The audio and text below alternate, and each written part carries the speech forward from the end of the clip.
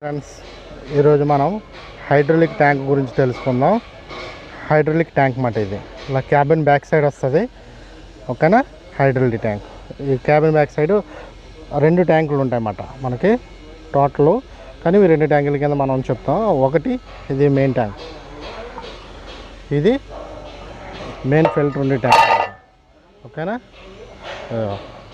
Filter ఇది main filter అన్నమాట.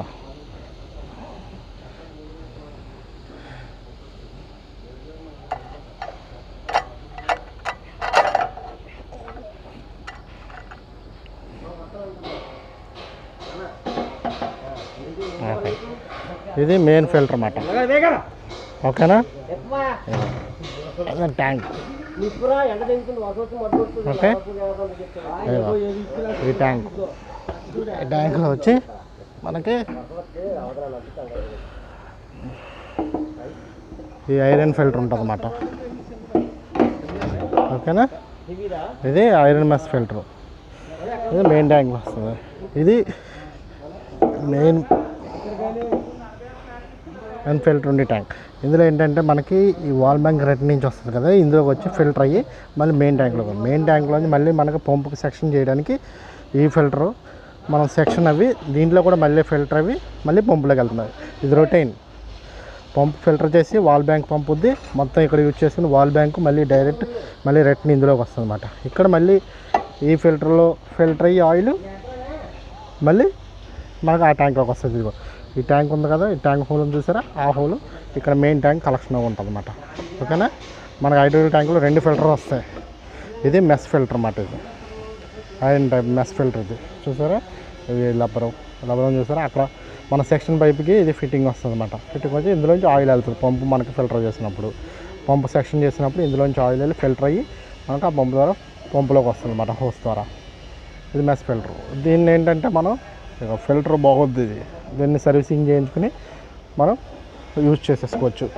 కానీ ఈ విధంగా అక్కడ ఫిల్టర్కి మెష్ చేయాలన్నమాట. మనం అలా ఫిట్ చేయాలి. ఫిట్ చేసి దీనికి ఉంది కదా, ఈ హోల్ ఉంది కదా, ఈ హోల్ వచ్చి ఆ హోల్లో సెట్ అవ్వాలన్నమాట.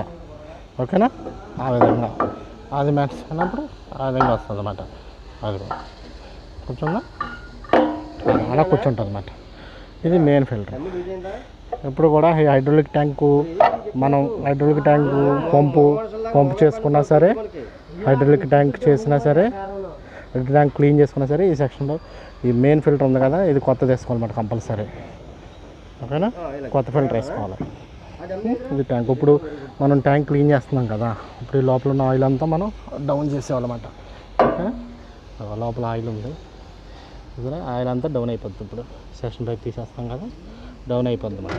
కానీ అది ఆయిల్ ఎలా డౌన్ చేయాలో నేను కింద చూపెడతాను. ట్యాంక్ కింద ఉంటుంది మనకి, ఆ ట్యాంక్ కింద ఎలా రిలీజ్ చేయాలి ఏంటన్నది మీకు చూపెడతాను. ఓకేనా? కొత్త ఫిల్టర్ వేసినప్పుడు మనం కొత్త ఫిల్టర్ పెట్టి దీన్ని ఈ విధంగా పెట్టాలి. దీని విధంగా పెట్టి ఇది పెట్టాలి. ఈ విధంగా పెట్టి స్ప్రింగ్ యాక్షన్ వస్తుంది అన్నమాట. ఇక్కడ ఓరింగ్ ఉంటుంది, హైట్ చూడాలి.